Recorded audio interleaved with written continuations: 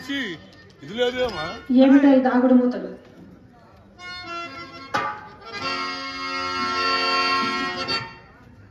ఈ పూట పూర్తిగా ముస్తాబైనావు. ఏమిటో కథ? ఏమీ లేదండి, కొత్త బేరం అక్కడ తగిలితేను ముస్తాబై కూర్చున్నాను. తెలిసేదా? వచ్చిందా కోపము? ఎంత ముక్కు పట్టని వచ్చేమోలే. అవునవును, ఎవరి మాటకు వారికి ఇంపుగానుండదు. ఈ పూట ఎవరో తప్పక పైక మిత్రుని నమ్మకంగా చెప్పి వెళ్ళిపోయినందున మా అమ్మగారి నోరు కట్టవచ్చును కదా అని మహా సంతోషంతో ముస్తాబై కూర్చుందుకు తగిన ఫలం అండి. అదేమిటో తానే ప్రాణమన్న ఆడవాడిని మీ మగవారు ఎప్పుడు నమ్మారు? ఏ చండాలుడు! నిన్ను నమ్మని వాడు నిర్మూలమైపోవు. హాస్యమున కన్న మాటలకు అంత అలుక ఎందులకు? హాస్యములకు కూడా అర్థుండవండి. వడలు మండాస్యమా? సరే, పొరపాటే కాని మరి సుబ్బిశెట్టి ఎందులకు వచ్చినట్టు? అదిగో ఇంకనేమి మీ మనసులేదో మలిన ముండనే ఉన్నది. అలా పోయినడు ఆ సంగతి మీకెవరు చెప్పినారు?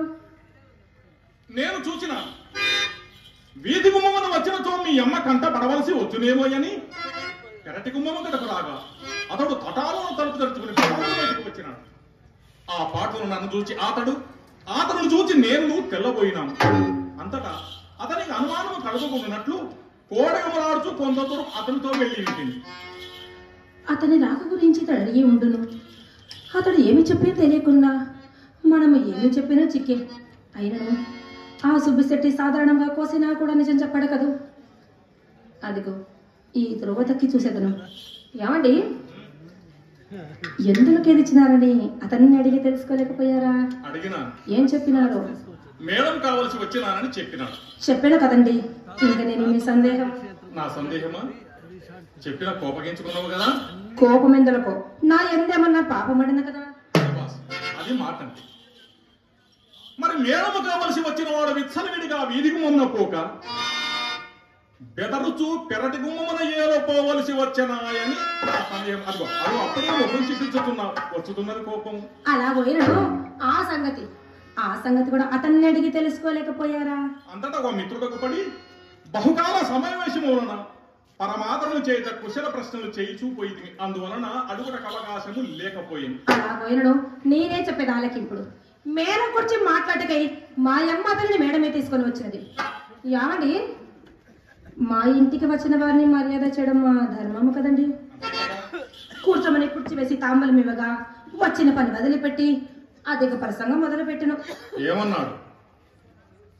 అంతటా నాకు కోపం వచ్చి చప్పున మేడ దిగి వచ్చి నా పని గమనించిన మాయమ్మ తోటకుడికి విషయం తీసుకెళ్లి అతని దొడ్డి దావన సాగనంపిండిది. జరిగిన యథార్థమిదండి. మీరు నమ్ముడు నమ్మకపోండు.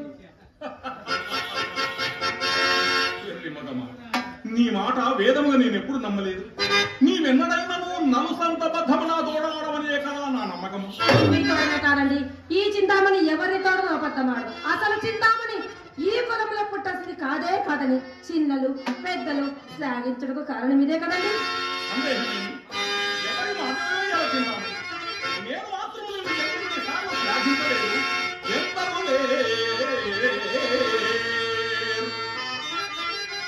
ఎందరు వారవనదే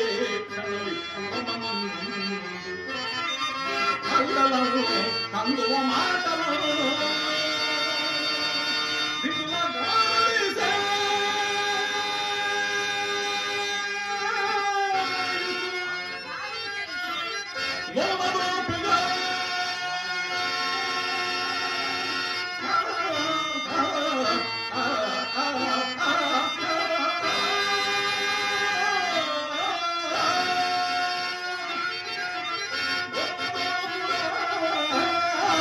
వందలు